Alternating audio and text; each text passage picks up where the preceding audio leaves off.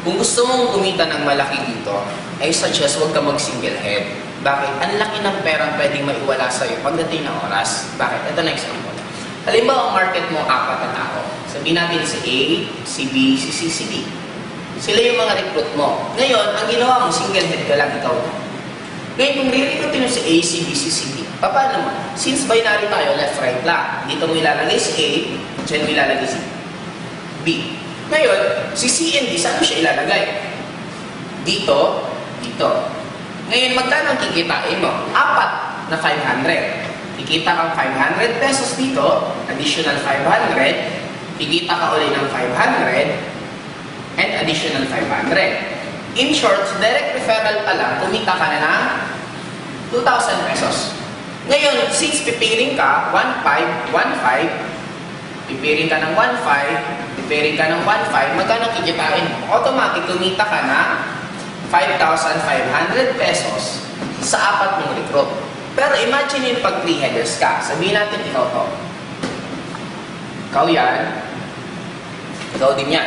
Okay, si U2, si 3. Ngayon, yung recruit mong 4, saan mo ilalagay? Dito mo ilalagay si A, dyan mo ilalagay si B, dyan mo ilalagay si C, si D. In short, ang maganda dito, mas nahiwalay mo. Magkano kikitain mo? 1, 2, 3, 4, 5, 6. 4 ay 6 na direct referral. In short, kumita ka ng 3,000 direct referral ka lang. Eh, di ba ikaw to si Y3?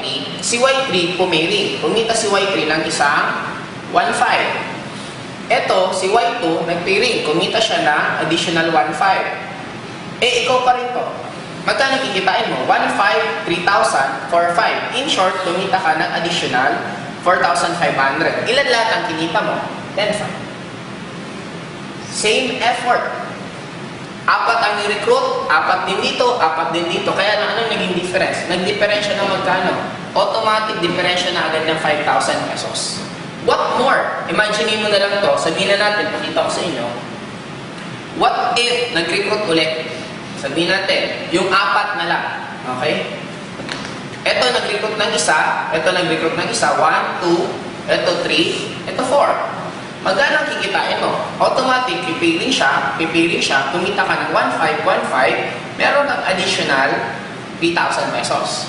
What if ito, nag-recruit ng tig-isa? Isa, 1, 2, 3, 4. Si Y2, kumita siya ng 1,500. Si Y3, kumita siya ng 1,500. Si Y2, si Y, kumita siya ng 1,500, 3,000. Automatic, ang total mong tinita, 6,000. Magkano lang difference? 3,000. Kaya kung lumaki pa ito nung lumaki, dati na tayo, mas lalong malaki yung mawawala sa yung income. Kaya kung ang plano mo yun naman, karirin talaga to, in short, gusto mo talagang kumita dito ng malaki at tatrabahoin mo, suggest 3 to 7 heads, yun ang gawin mo. Napakaganda naman. Huwag ka lang magsisingle head kasi darating talaga ang time, manginghinayang ka. Pwede kang mawala ng milyon. Imagine mo, pag lalong dumami yan, ito nga, nag-negative ko pala ng 3,000. What if 10 dyan, that is already 30,000.